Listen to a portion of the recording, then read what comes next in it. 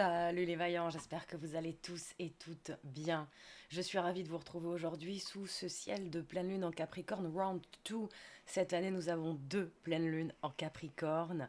Elle se placera donc dans l'axe Cancer-Capricorne au 29e degré. Donc je vous invite bien évidemment à aller voir dans votre thème où ça se place, superposer ce thème de pleine lune sur votre thème de naissance. Si vous voulez aller plus loin, vous savez où me trouver. La pleine lune, c'est le feu des projecteurs, l'observateur observé. Nous avons le soleil, lumière de notre conscience, qui s'oppose à la lune, reflet de notre inconscient. C'est toujours un moment de prise de conscience, de révélation intérieure avec une pleine lune. Et comme vous le voyez, nous avons la présence de Pluton, ce révélateur aussi, celui qui lève le voile, qui se place tout collé, tout conjoint à la Lune et qui donc s'oppose au Soleil. Une pleine Lune donc dans cet axe Cancer-Capricorne, cette colonne vertébrale de l'être. Le Soleil est en Cancer chez la Lune, donc on est dans ce sentiment de sécurité, d'appartenance, dans ce cocon, dans cette idée de foyer, être en soi et chez soi. Un signe hyper émotif, premier signe d'eau, hein, vous savez, l'écrevisse qui s'accroche sur les parois de l'océan et qui se prend les remous de l'océan à ne plus en pouvoir. Donc, très reliée, très émotive et avec un soleil chez la lune, alors que la lune s'oppose au soleil, déjà, ça vient intensifier cette émotivité. Et alors avec Pluton, ça vient pulvériser cette émotivité. Nous sommes aussi dans un signe de la gestation, hein. Souvenez-vous, l'allégorie de la petite plante, elle germe en bélier, elle fait ses racines en taureau, elle fait ses deux feuilles communément admises en gémeaux et elle fait ses deux autres feuilles caractéristiques de son espèce en cancer. Donc il y a une idée d'appartenance, il y a une idée de sécurité intérieure, il y a une idée de s'asseoir en soi-même. Et avec cette opposition Lune en Capricorne-Pluton, il y a une idée de souveraineté personnelle. La Lune en Capricorne, elle est donc chez Saturne, cette idée de structure, de devoir, de vie publique. Le Capricorne, ça va être la vie publique. Le Cancer, ça va être la vie privée, la vie intime. Nous sommes dans l'axe donc de la famille Cancer et de la carrière, de l'intimité au collectif, à la vie ensemble. La dernière nouvelle lune en cancer, je vous avais parlé de cette petite image avec réponse qui, par-delà ses peurs, sort de sa prison dorée. Ici, avec Pluton, ça vient complètement pulvériser. Nous avons ressenti lors de la dernière nouvelle lune euh, ces peurs, ce level-up du cerveau reptilien, comme je vous le disais, de ces mémoires archaïques qui peut parfois nous scléroser. Nous avons tous des mécanismes de défense, ils ne sont pas là pour rien, bien évidemment, mais dans cet axe de l'enfant à l'adulte, de la gestation à couper le cordon, nous avons ce qu'on peut appeler un saut quantique qui nous est proposé. Donc, observer voilà, cette zone de confort et de sécurité avec la présence du soleil toujours en cancer, c'est une question d'heure avant que le soleil rentre en lion. Pour rayonner clairement qui on est après, nous allons avoir une nouvelle lune en lion, une pleine lune en verso, donc le chemin continue. Donc voilà, regardez cette zone de confort et de sécurité et voir en quoi en fait elle devient sclérosante. Voir en fait à quel point elle peut être une prison dorée. Bien évidemment, l'image qui m'est venue quand j'ai regardé cette pleine lune en Capricorne, c'est cette idée de quand la chenille devient papillon, cette idée de cocon protecteur qui est tout à fait valable à une période de sa vie. La chenille a besoin de sa chrysalide et à un moment, la chrysalide va être trop petite, va être trop étriquée. Et quand elle devient papillon, après ce moment de gestation, quand ça y est, elle va s'envoler pour devenir papillon, pour passer à une autre étape de sa vie qui est radicalement différente. Nous avons Pluton. Pluton, c'est radical. Plus rien ne sera jamais comme avant. Il y a une idée de fin, il y a une idée de renouvellement, il y a une idée de régénération de qui nous sommes en dedans pour dehors. Donc voilà, quand cette chenille sort de sa chrysalide et devient papillon, elle a pris le temps, hein. Nous sommes quand même sur les terres du Capricorne, cette idée de patience, de structure, de prendre le temps, de faire bien les choses pour après pouvoir s'envoler et dire au revoir à l'ancienne version de nous-mêmes. Et nous savons très bien que si le papillon garde des réflexes de chenille, ça va pas aller du tout, il n'est pas sur le même plan. Donc il y a une idée de s'envoler, de s'évader. Et la pleine lune a toujours un effet de révélateur, comme je vous le disais. Donc cette pleine lune en Capricorne, round 2, donc c'est bien qu'on a besoin de plusieurs fois cette année, nous permet voilà, de prendre conscience de tous ces réflexes intérieurs qui nous sécurisaient peut-être, qui nous nourrissaient aussi peut-être, et qui aujourd'hui deviennent obsolètes. Où se place notre obsolescence et où commence la fidélité à nous-mêmes. Donc, observer quelque part ce qui nous échappe, ce qui ne fonctionne plus dans nos fondements, dans notre discipline quotidienne, dans tous ces choix, tous ces idéaux, toutes ces projections, ce qu'on a envie de faire, nos projets.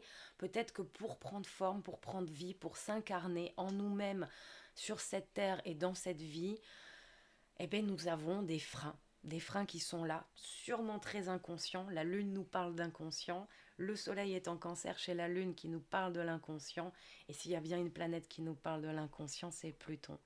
Donc c'est une sacrée pleine Lune, pleine de révélations pour amener une régénération, pour amener à mourir à nous-mêmes de ce qui ne nous correspond plus et renaître éminemment plus fort avec Pluton. L'axe Cancer-Capricorne, tout particulièrement le signe du Cancer et la Lune, nous parle quand même de notre alimentation, de qu'est-ce qu'on ingère, qu'est-ce qui nous nourrit. Donc essayons de voir, avec ce principe de mort, renaissance et de vie, euh,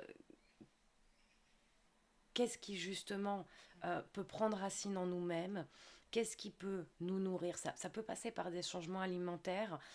Je pense qu'avec ce principe de révélation, avec cette pleine lune qui est déjà un aspect de révélation et Pluton à côté, nous pouvons vraiment prendre conscience de ce qui nous nourrit, ce qui ne nous nourrit plus, pourquoi on fait et on agit par obligation, parce qu'on nous a appris ça, parce qu'on a des injonctions. On a inévitablement, je pense, une possibilité de somatisation qui est quand même assez grande. On a plusieurs aspects planétaires qui nous parlent d'inconscient révélé. Donc bon, ben, quand l'inconscient se révèle, ça peut passer par une somatisation. Où est-ce qu'on a mal? Pourquoi on a mal? Est-ce que ces temps-ci on digère mal? Est-ce que ces temps-ci notre transit voilà, est bloqué, hein, voilà, on a quand même avec Pluton cette idée de ce qui sort de nous aussi et qui ne nous sert plus. Donc d'un point de vue un peu plus organique, concret, il y a cette idée d'alimentation et de qu'est-ce qui nous nourrit et qu'est-ce qui peut prendre vie, qu'est-ce qu'on nourrit au niveau de nos pensées aussi, bien sûr, qu'est-ce qu'on alimente et surtout pourquoi et par quoi nous agissons. Je vais vous mettre les planètes personnelles sur la carte. Pourquoi et par quoi nous agissons et au nom de quoi nous avons, comme je vous le disais, ben voilà, qu'est-ce qu'on nourrit au niveau intellectuel.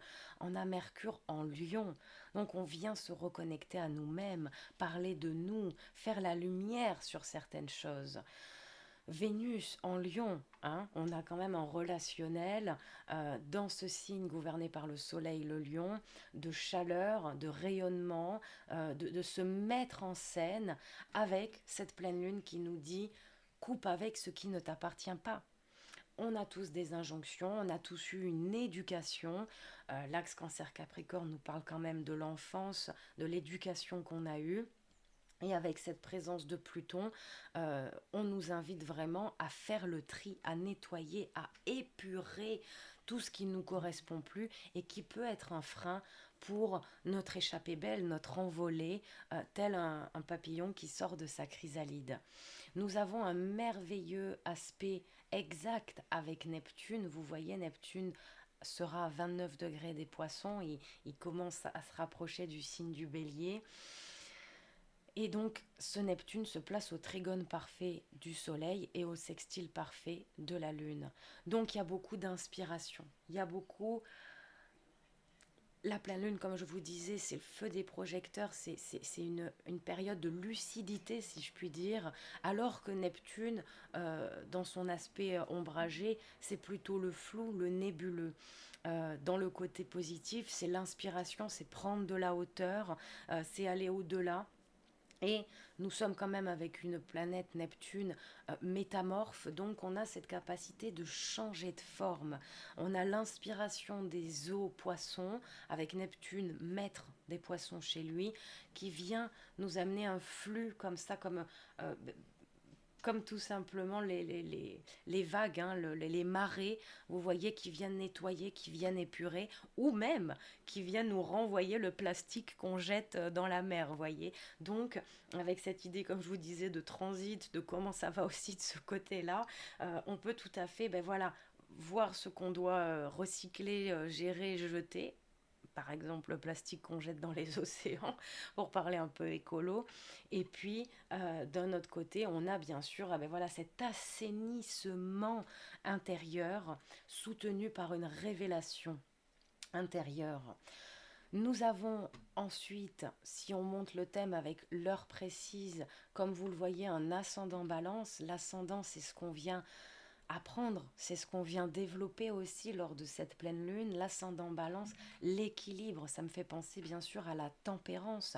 Nous avons quelque part une idée, si on pourrait s'inspirer du tarot, une idée de maison Dieu, de la tour, vous voyez, avec ces êtres qui sortent justement de leur tour d'ivoire parce que les fondations ne tiennent plus. En même temps, nous avons le battleur qui est prêt à reconstruire les fondations beaucoup plus solides à partir de lui-même, dans sa vérité, dans les nouvelles choses qu'il a appris, les nouvelles techniques de construction qu'il a appris, par-delà les injonctions qu'on lui a dit, son éducation, etc. Et puis un petit mélange avec la tempérance. Si on rajoute les nœuds lunaires, nous avons toujours ce nœud sud en balance qui tombe dans la maison 1 et ce nœud nord en bélier qui tombe dans la maison 7. Très intéressant puisque la maison 7 est reliée à la balance.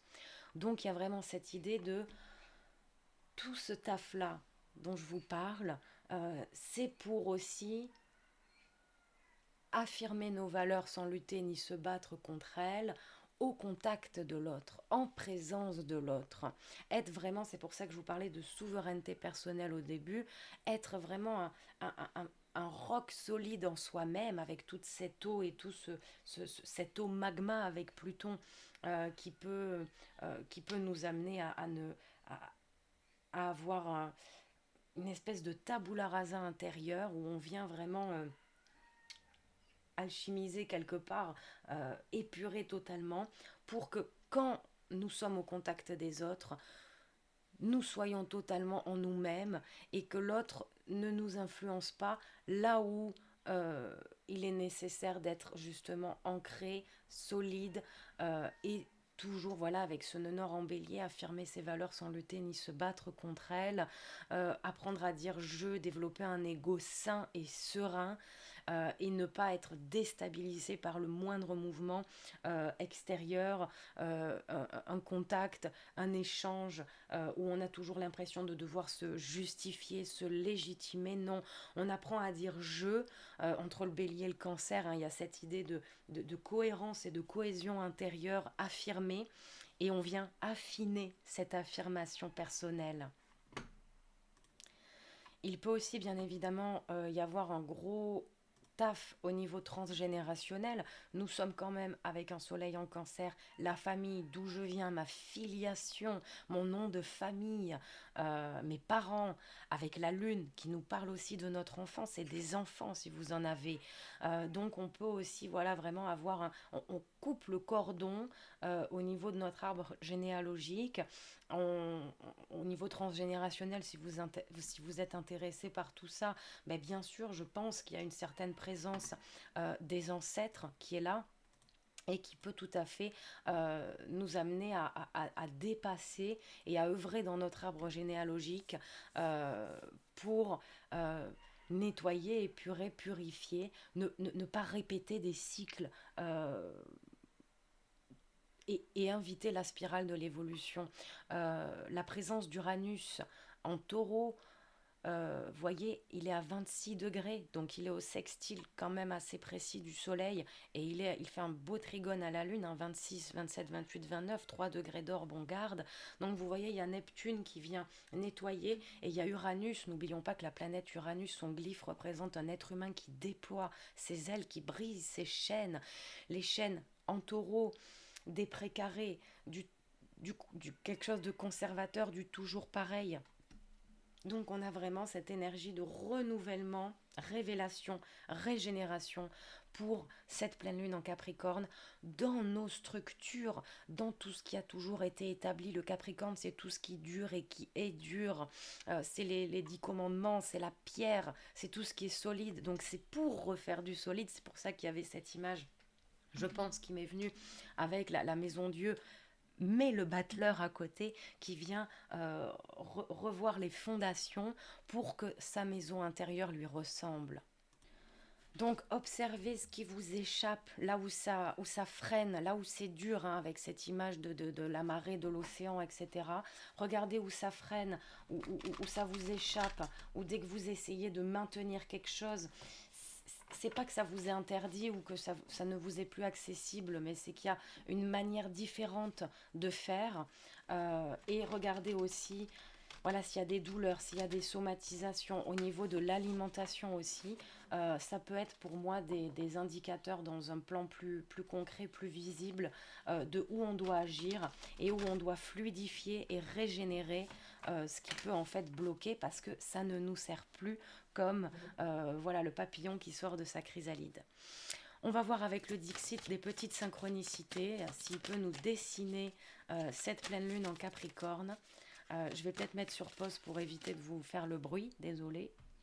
Donc la première carte qui est sortie, c'est celle-ci qui me fait bien sûr beaucoup penser à Neptune, hein, cette idée d'aller au-dessus de tout ce qui a été construit, du brouhaha extérieur justement, se recentrer, se retrouver. Il y a cette idée aussi de sécurité intérieure, hein, cet apaisement, être en soi-même et dans le monde, euh, cette idée aussi euh, quelque part, ben voilà, on a en plus, je sais pas si vous voyez bien, je vais m'améliorer en technique, mais on a deux serpents en fait qui entourent le personnage, et ça me rappelle ce côté alchimique, ce côté avec Pluton de révélation de, voilà, qu'est-ce qui est aligné, qu'est-ce qui marche, fluidifier, voilà, fluidifier nos énergies, et qu'importe là où on habite, nos préconçus, notre éducation, ce dont on a hérité qui nous irrite, se retrouver en soi, par-delà évidemment le brouhaha extérieur. Ensuite, nous avons cette caméléone qui se maquille, on ne sait pas trop pourquoi, elle a l'air d'en avoir un petit peu marre. Très intéressant, hein, avec cette idée d'être soi-même au contact de l'autre. Se maquiller, surtout bah, tout ce qui est pour le côté féminin, hein. Souvent on a une sacrée injonction sociale aussi sur le fait de se faire belle, pourquoi on le fait. Et euh, voilà cette idée de souveraineté personnelle et de se reconnaître dans le miroir. Il y a quelque chose de très qui peut être très dur aussi avec cette pleine lune, dans le sens où comme on va voir tout ce qui ne marche plus, le reflet dans le miroir peut être quelque chose de perturbant, surtout que nous avons des planètes personnelles en Lion. Le Soleil va bientôt rentrer en Lion, et le Lion, c'est le miroir. Je vous parlais aussi au niveau transgénérationnel de famille, d'enfants, etc. Nous avons justement une carte à ce sujet, donc on a une maman, on dirait, hein, qui fait une joute avec son gosse. Donc déjà, l'axe cancer-capricorne, c'est un axe parental, hein, c'est notre enfant intérieur et être le meilleur des parents pour notre enfant intérieur. Et quelque part, on peut être en conflit avec notre éducation, les injonctions de nos parents. Quand on est parent, qu'est-ce qu'on inculque à nos enfants, et en même temps, bah voilà, c'est une joute, donc ils sont tous les deux protégés, mais il y a cette idée, je trouve, en synchronicité, euh,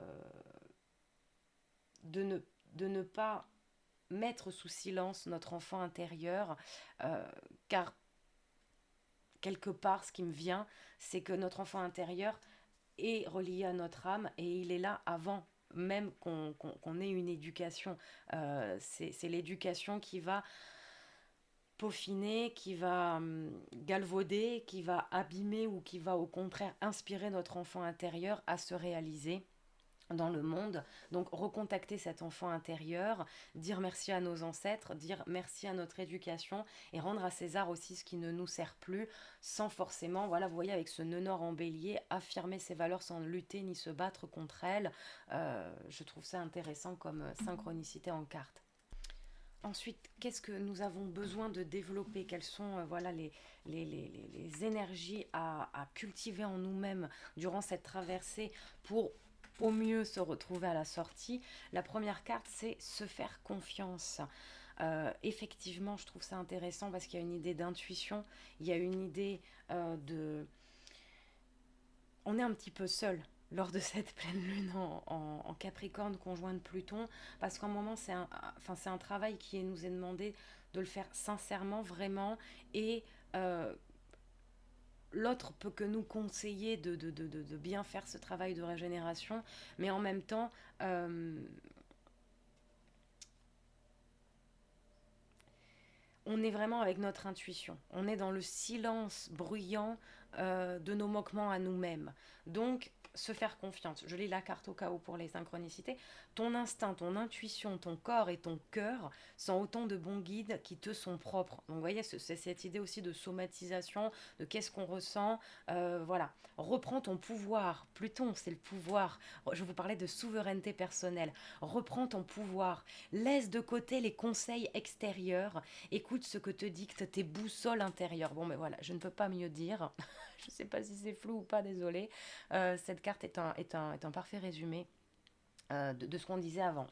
Ensuite, nous avons la carte recevoir. Et vous le savez si vous me connaissez, dans recevoir, j'entends toujours se voir à nouveau. Et c'est vrai que si le papillon se retrouve devant la glace, il ne va pas reconnaître la chrysalide qu'il était il y a quelque temps. Tu donnes sans cesse, tout ce que tu as, le peu qu'il te reste, tu l'offres, accepte de recevoir, prends la main qui t'est tendue, car tu ne peux vraiment donner sans savoir recevoir. Donc là, il y a une idée aussi, peut-être de s'occuper plus de son nombril pendant cette période que voilà, d'aller voir Pierre-Paul Jacques et de conseiller. On est tous en train de regarder notre nombril au scalpel et de faire ce qu'il y a à faire. Donc peut-être voilà, plus se recentrer sur soi. Pour ne pas rater ce moment et quand on va rentrer en Lion après, hein, voilà, un rayonner, briller. N'oublions pas que Mercure va rétrograder pendant la saison du Lion, si mes souvenirs sont bons. En tout cas, il va rétrograder en Lion. Je crois qu'il va à peine rentrer en Vierge et remoonwalker en Lion. Donc, vous voyez, on va ce taf-là de révélation à nous-mêmes et d'affirmation de souveraineté personnelle, il va s'étaler aussi dans le temps. Et ensuite, on a faire confiance à la vie. Donc, c'est marrant, il y a se faire confiance et faire confiance à la vie. On n'est jamais plus vivant que quand on croise Pluton. Donc, il y a aussi cette idée de c'est pas que ça dépend pas de nous, mais il y a des énergies, même si j'aime pas trop ce mot dans ce cas-là, mais il y a des énergies aussi qui nous entourent, qui nous poussent aussi à faire ça. Donc n'essayons pas de rentrer dans le déni ou de passer à côté. La vie sait mieux que toi ce qui est bon, juste et équilibré pour toi. On parlait justement de l'ascendant balance avec la tempérance. Repense à chaque peine, à chaque moment difficile. Coucou Pluton, c'est sûr qu'on va avoir des réminiscences de ce côté-là. J'y ai pas pensé au début de la vidéo, mais c'est vrai qu'on a quand même un axe de la nostalgie, du, du, du renouvellement. De toute façon, si on se renouvelle pas, on va refouler, vous voyez. Donc, du coup, ça peut voilà, vraiment avoir des remontées, des réminiscences. Repense à chaque peine et à chaque moment difficile. Rappelle-toi la force, la joie et les émotions que t'ont procuré ces moments-là après coup. Donc, il y a vraiment aussi un travail de guérison qui nous est proposé. Et ensuite, nous avons bien sûr récolté. avec un superbe soleil qui me fait un petit peu penser ben, voilà, à l'entrée du soleil en Lion. Cela fait un moment que tu sèmes et que tu travailles dur pour mener à bien tes projets. Le temps de la récolte est enfin arrivé. Pour moi, c'est après. Là, on va vraiment travailler pour que on puisse réaliser nos projets. Tu vas pouvoir savourer ce moment tant attendu et pour lequel tu as tant travaillé. C'est vrai que la lune en Capricorne, c'est quand même une bosseuse, quoi. Hein. Et ensuite, quelles fréquences énergétiques peuvent voilà, nous aider dans cette traversée. Nous avons en premier la magie qui nous dit la fréquence de la magie renforce notre capacité intrinsèque à évoluer et à quitter cette dimension pour nous diriger vers des possibilités et des expressions aussi vastes et intenses que nous l'imaginons. Il suffit pour cela de croire en leur manifestation. Il y a vraiment cette sortie dans la chrysalide, hein, là. Hein. Renforce notre capacité à évoluer et à quitter cette dimension. Donc c'est vraiment voilà ce saut quantique pour nous diriger vers des possibilités et des expressions de nous-mêmes hein, aussi vastes et intenses. Hein. Donc avec cette idée de souveraineté personnelle, Pluton qui ramène voilà beaucoup d'intensité. En plus, Pluton voilà sera à 0 degré des Verseaux. Tout il est en moonwalk, hein, il rétrograde, donc oui, il va rentrer en Capricorne parce qu'on a encore du taf à faire à ce niveau-là. Mais sachez une chose qui, moi, m'émeut beaucoup, c'est quand Pluton est en Verseau, ça arrive tous les 248 ans. Donc toutes les lunaisons, tous les aspects planétaires à Pluton, quand il est en Verseau, c'est vraiment quelque chose de nouveau. Personne d'incarné sur cette terre, à part peut-être des arbres, ont vécu ces aspects à Pluton en Verseau. Donc nous découvrons en même temps aussi Pluton en Verseau. On l'a déjà connu dans l'humanité, mais si tant est qu'on invite vraiment cette spirale évolutive et pas que les cycles se répètent incessamment pour rien, on a voilà toujours cette nouveauté avec Pluton en Verseau. Ensuite, nous avons la carte de la dynamique. Et c'est vrai que, voyez, nous avons Mars tout début Gémeaux à 0 degré, Trigone Pluton à 0 degré.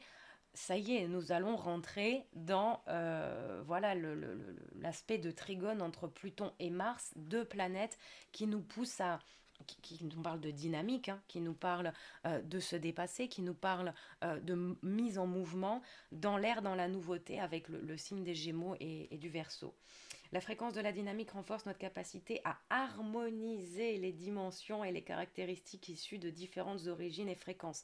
Donc il y a bien cette idée de, avec le kaléidoscope et le Madame Caméléon devant son miroir, hein, on a tout plein de choses dont on est inspiré, qui nous appartiennent et qui viennent à nous. Et voilà, on va harmoniser les dimensions et les caractéristiques issues de différentes origines et fréquences. Elles nous aident à élaborer une réalité, hein, pleine lune en Capricorne, élaborer une réalité constituée d'éléments divers, à la fois familiers et neufs. Je vous parlais du transgénérationnel, je vous parlais de d'où on vient avec le cancer, qu'est-ce qu'on connaît, notre sentiment de sécurité, d'appartenance. Et en même temps, on vient mettre un souffle nouveau avec voilà ce verso, ce Pluton verso. Donc à la fois familier et neuf, avec facilité, grâce et joie. Donc n'oublions pas la joie, bien sûr. Et la dernière carte, amour romantique.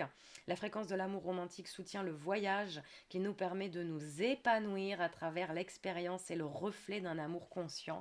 Donc ça fait bateau, ça fait baba cool, mais on vient aussi apprendre à s'aimer. À s'aimer et s'apprécier, apprécier, c'est-à-dire se voir dans un ensemble. J'aime cette partie de moi que j'exprime pas assez, j'aime la peinture et je me laisse pas assez de temps, j'aime la musique mais on m'a dit que c'était secondaire, il fallait d'abord que j'ai un taf. Vous voyez, tous ces déconditionnements, hein, on déconditionne la chenille qui est en nous pour qu'elle puisse devenir papillon. Voilà mes chers vaillants pour cette petite interprétation de pleine lune en Capricorne. On se retrouve en commentaire avec plaisir, en consultation là-haut si vous le souhaitez. Prenez soin de vous. Belle révélation, révolution lunaire, régénération à vous. Au plaisir, à très bientôt. Bis cosmique sur vos tronches.